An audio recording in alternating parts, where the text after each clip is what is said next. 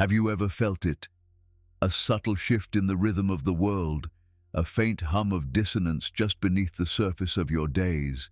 Have you looked at the heavens and wondered if the stories whispered by prophets and seers are not just tales of a distant past or a far-off future, but a map of the very moments we are living? We walk through our lives, consumed by the immediate, by the glow of our screens and the demands of the hour.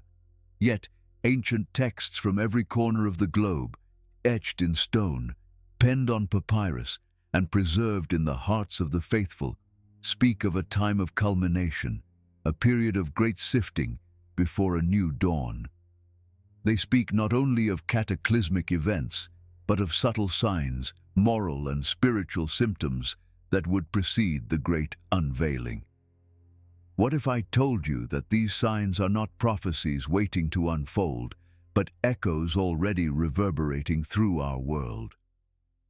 What if the feeling of acceleration, the blurring of truth and falsehood, the cold grip of materialism are not mere products of modernity, but the very markers foretold in the hallowed pages of the Quran, the Bible, the Vedas, and the Sutras? This is not a journey into fear, but into awareness. It is a quest to open our eyes, to see beyond the veil of the ordinary and recognize the sacred patterns woven into the fabric of our time. We are seekers of hidden truths, and tonight we shall explore the whispers of eternity that have become the clamor of our present.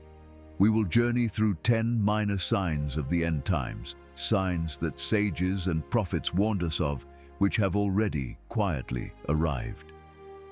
A. The thematic weave, unveiling the signs. Our journey begins not with fire from the sky, but with a corrosion from within. The first and perhaps most pervasive sign is the erosion of truth and the rise of deception. Imagine an ancient marketplace, a vibrant hub of life, where merchants shout their wares and travelers share tales from faraway lands. Trust is the currency here, more valuable than gold. A man's word is his bond.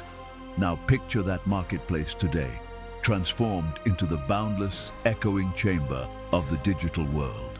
Here, truth and falsehood are sold side by side, packaged so cunningly that even the wisest struggle to tell them apart. This is the world we inhabit. The Prophet Muhammad, peace be upon him, warned of a time when telling a lie will be considered an art, a time when a truthful person will be disbelieved and a liar will be believed. In the Christian Gospels, Jesus warns his disciples in Matthew 24, "Take heed that no man deceive you, for many shall come in my name and shall deceive many." The ancient Hindu scriptures, describing the age of Kali Yuga, speak of a time when falsehood will be the only spoken virtue. This isn't merely about political spin or embellished stories. It is a fundamental decay in the value we place on reality itself. The Greek philosopher Plato, in his Republic, spoke of the shadows on the cave wall, mistaking them for reality. Are we not living in a global cave, mesmerized by digital shadows, while the substance of truth fades behind us? We see it in the manufactured narratives that fuel division, in the deepfake technologies that can make anyone say anything, and in the echo chambers that confirm our biases until we are deaf to any other perspective. This sign has manifested not as a single event, but as the very atmosphere we breathe. The poison is not in the lie, but in our growing indifference to the truth. The practical application of this knowledge is not to become a cynic, but a discerning seeker. In an age of noise, the spiritual path demands that we cultivate silence, that we test the information we receive, not just against facts, but against the wisdom of our hearts and the timeless principles of our faith. We must ask, not only, is this true, but does this lead to compassion, to unity, to God? From the erosion of truth, we move to a sign we all feel in our bones, the acceleration of time. Have you not said it yourself? Where did the year go? The days just fly by.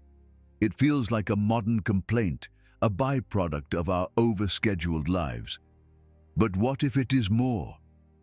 The Prophet Muhammad, peace be upon him, prophesied that one of the signs of the end would be the nearness of time, where a year will pass like a month like a week like a day, and a day like the burning of a bush.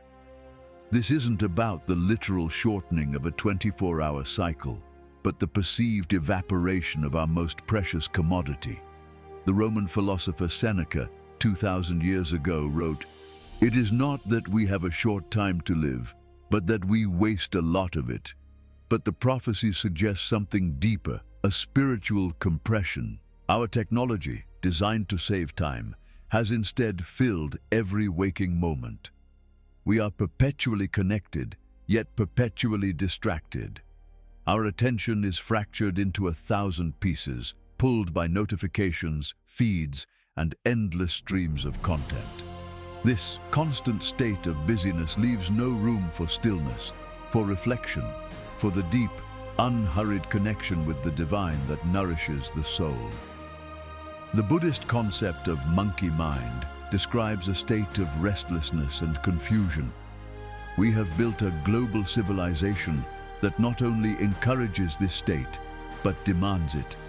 We are running faster and faster, but are we moving toward any meaningful destination? The sign has arrived. We live in a world where time has lost its sanctity. The antidote is to reclaim it. It is to consciously carve out moments of sacred idleness, to turn off the devices, to sit in nature, to engage in prayer or meditation, not as another task to be checked off, but as an act of rebellion against the tyranny of speed. It is to find eternity, not in adding more years to our life, but in adding more life, more presence, more consciousness to our moments. This frantic pace is fueled by our third sign, the unbridled rise of materialism and greed. In the story of the prophet Isa, or Jesus, peace be upon him, a man comes to him and asks him to settle an inheritance dispute. Jesus replies, "Man, who made me a judge or an arbitrator over you? Watch out. Be on your guard against all kinds of greed.